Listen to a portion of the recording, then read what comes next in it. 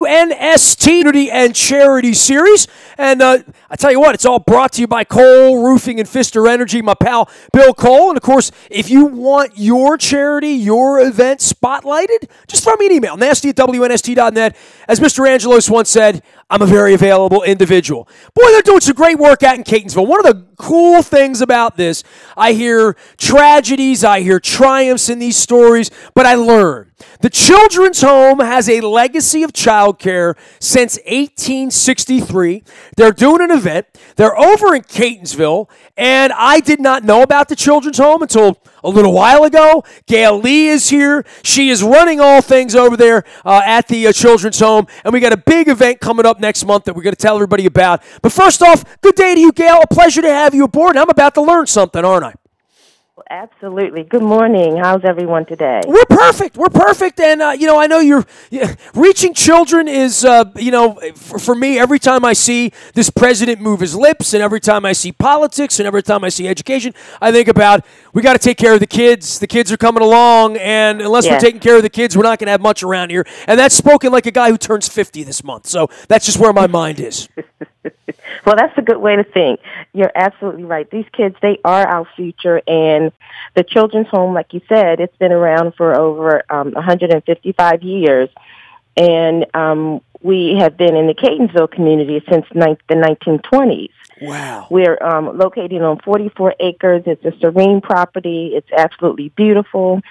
And as a director of development, I am honored and to be a part of the senior staff administration there, making sure that at-risk youth in Maryland have an opportunity to rebuild their lives if they've experienced some type of trauma in their lives. And trauma for the residents in our group home could be abuse, abandonment, neglect, and the trend is becoming more, I would say we're having more residents that are coming to the Children's Home in need of services because they're victims of human trafficking. So we care for youth that are at risk, that are from the state of Maryland, and they're ages 13 to 21. And this is a very critical age for youth in the state of Maryland because, as you know, during the teen years, it's very difficult to make decisions and peer pressure, technology. There's just a lot of... Technology. That's something I didn't have back in the day. We had books and magazines in the Dewey Decimal System. We did not have access to the dark web as just an example of something that could go wrong. I mean, I can't imagine having a teenager today with one of these things in our hands, Yes. Yes, and that's also a part of, that's a challenge for us at the group home. But we have a staff that are trained. We have child care specialists, case managers, we have a nurse on duty, we have a recreation staff that takes care of the residents. When they arrive at the Children's Home, they are then custody of the state. So when they arrive, they're no longer, the parents are no longer caring for them. They're custody of the state. They come there because they need the care. We are a residential facility providing therapeutic care. And what happens is when they come in, we want to first give them, the Children's Home want to first provide them with a safe place. Give them somewhere where they feel safe and they can then begin their healing. And the healing, a treatment plan, once they're assessed, a treatment plan is then set up and they are then admitted to a program based on what their needs are. We have 6 programs at the Children's Home and depending on if you're male or female, and just how much trauma you've experienced will determine where you're placed. We're 24 hours, so the residents, when they come to the Children's Home, this is their home. They get ready for school. It's just like being in your own home, but you're just, at the Children's Home, and you're not in your own family's under your family's care. How long does a child stay at the Children's Home on average, and what is the exit strategy for the Children's Home? The children typically, now we have the programs, like I said, we have 6 programs, and it just depends where you're placed. The shortest term of stay is approximately 90 days. We do have a shelter program where we have children that have been, taken from their family, and they have a court appointments, so we may have them for maybe a week or 2 weeks, just depending on when they're scheduled to go to court. The longest, I would say, is probably about a year and a half. It could be a year and a half. So we're looking at 90 days for our most acute care. That's our diagnostic center program, and then the regular group home program that could last until a year and a half, for many of the residents. The median age is about 15 years old. And what I would like to share, we are, everyone has a story. And you talked about that, before you introduced me, and you're so right.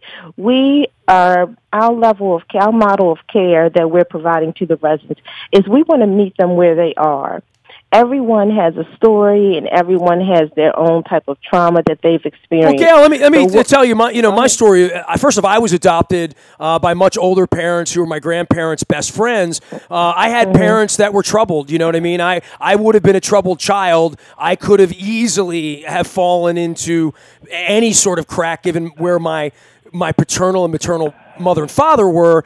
And my parents lost a child at 12 to a drowning in 1969.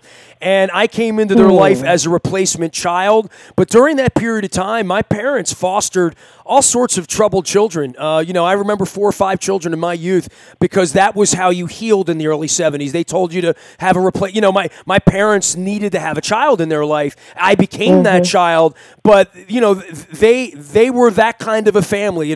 My family was the ones with the SH and the orange out on the house, the shelter homes back in the 60s and the 70s, safe houses, right? And so I have a real affinity for the kind of work you do. This is all you've done, right? I mean, this has been your life's work at Towson, and after that working with children, and you've done this for over a decade.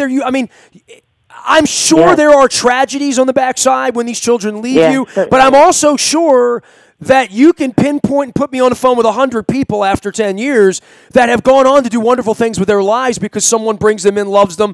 They make a turn in their life in that Y in the road that's a better place for them. We have to hope for that. And we have to hope that that's the reason you and Living Classrooms and all sorts of organizations in this city are picking people up. Yes, and we celebrate that, and we look forward to it, and we document the celebrations as well as those that are in need. And you're right. We had one year we had an alum that came back, and this gentleman was nearly 90 years old, and he knew that he didn't have much longer here on earth, but he wanted to come back and actually see the cottage that he stayed in, and he had wonderful stories about how they used to milk cows on the land. And how it changed his life, right? Literally. Yes. Changed his life. And he said that at 90 years old, we have a former resident there. And it was just a pleasure to have him come back and visit us. It truly was. But I just really want to talk about the human trafficking side of it also. This is a trend that we're finding that it's really growing, unfortunately, and the Children's Home is one of only 2 agencies in the state of Maryland that can take and provide services for human trafficking victims. And so I just want your audience, your listeners, to know that we are working diligently to work with these residents, and the outcome for all of the victims and all of the residents that have experienced some type of trauma in their lives is that once their treatment plan is complete, that they are discharged to a less restricted environment. If not that, then we do have treatment foster care programs. So if any of you are interested in being a treatment foster care parent, then we certainly love to hear from you. If they don't go to a treatment foster care program, then they would be returned to their biological family if that is approved by the Department of Social Services. The Children's Home, by the way, you have an event. I want to promote your event because I want to get everybody, let's get that out, and we'll get back to all the stories and ways people can help, because when people are want to help, and I would think you meet some really wonderful people who get involved in these children's lives and try to make the world a better place. We do, and you know what? We're always looking for committed volunteers. We have calls that come in every day, but then, once in a while we'll get a call where a volunteer is really, really passionate and wants to come in and work with a resident or help with a project. We don't only need direct care volunteer services, but we have 44 acres, and we have residents that like to have activities and things like that. So we're looking for people to come out and help. And Faces is our upcoming fundraiser. It's coming up October the 26th, which is a Friday. It's going to be held at the M&T Stadium Southeast Club Lounge, and it's from 6 to 10 p.m. This is our signature gala for the Children's Home. And what this fundraiser does, it allows us to help sustain programs and services at the Children's Home. Can you believe in the past, Faces has allowed us to help fund programs such as the therapeutic art program. Our residents get to ride horses, the equestrian program every Thursday. We have horses come out to the campus, and they actually learn how to groom and care for horses and ride. Don't tell my wife that. She'll be out there every Thursday. If you got horses, she'll be there. Just tell her to bring her gear, and we'll be happy to have her. So you know what, Nestor, just to see residents that have gone through trauma of abuse and abandonment and neglect, and who don't want to be there, who want to be home, regardless of what the situation is at home. There's no place like home. If you don't have heat in your home, you don't have enough food, they're still torn. They know that they're hungry, and they need a place that is safe and that can provide them with the food, but they want to be home. So the Children's Home, we're the staff, we always say that everyone deserves a home, and that is our CEO, Andre Cooper. That's his motto, that the Children's Home is their other home, and that's how we set it up. But Faces, let's go back to that, Nestor. Faces is the opportunity for people and your listeners to come out and really learn about the Children's Home. Learn what the stories are. Our theme this year is My Story. And the residents have crafted artwork all throughout the summer, and the artwork is going to be available within our live and silent auction as a part of the Faces Gala.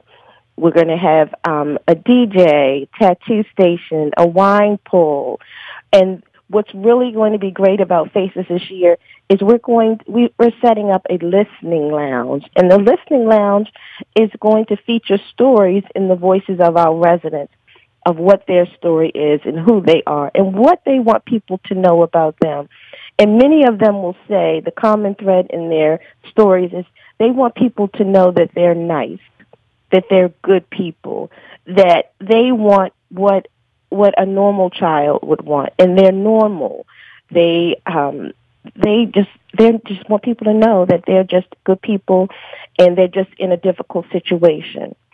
October 26th. I want to give everybody out to Faces and out on the website. Gail Lee is here. She's from the Children's Home. I'm learning about the Children's Home, as you are, as part of our WNST Community and Charity Series, all brought to you by Cole Roofing and Pfister Energy. And if you have a story, if you have a place... By the way, I should say this, Gail. I've driven past your place 1,000 times on Bloomberry. I had to Google map it and figure it out.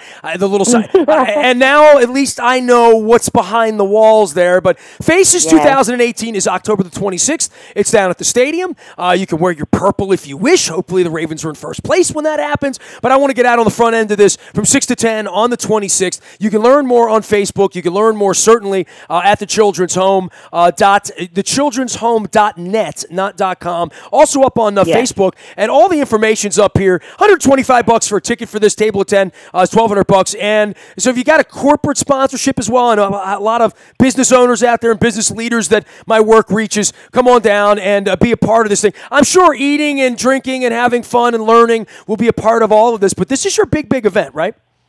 This is. And we want people to come on out. We're saying it's going to be like a TGIF experience.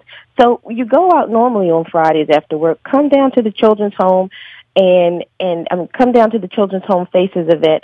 This is our annual gala, and there's going to be some wonderful artwork, over 45 pieces of artwork that the residents, artwork and photography that the residents have created and designed throughout the summer. So this gallery of artwork we're really proud of, and it represents the theme, My Story. we would love to, you can go on our website for ticket information, and we're on BidPal. You can purchase your tickets on the BidPal. Just put www.bidpalnet.facesnet.net. So just, if you really I'll put that on the internet just for go to our website, thechildren'shome.net. Gail, keep up the great work you guys are doing out there. At least I know what. I went to the website. I'm like, Catonsville, where's that? I've driven by there. Oh, that's what that is. So the story behind the story is like, I'm like Baltimore's Paul Harvey now. Now you know the rest of the story. October 26th, we'll see you down at the stadium. Faces 2018 for the Children's Home. Thanks for the time. And thanks for the story. Thanks for the good work you're doing out there. Keep it up. Thank you. We still got good people in this community doing good work out in Catonsville. You can learn more about all that we are promoting for charity and community on our website at WNST.net. All of these conversations in the buyatoyota.com audio vault. Also at our WNSTV YouTube page, as well as Facebook Live, where we stream all of this. Brought to you by Cole Roofing and Pfister Energy. They're about to celebrate 100 years next year of doing corporate roofs. But more than that, they have a heart, a soul. They're local people. When I came to Bill Cole about this idea to spotlight stories like the Faces 2018 in the Children's Home, he said, let's get on that. Let's sponsor that. So big thanks to Cole Roofing and Pfister Energy. We have more sponsors ahead, more stories to tell. Email me. I'll get your story involved as well. I am Nestor. We are WNST.net, AM 1570, and WNST Towson, Baltimore, and we never stop talking Baltimore sports.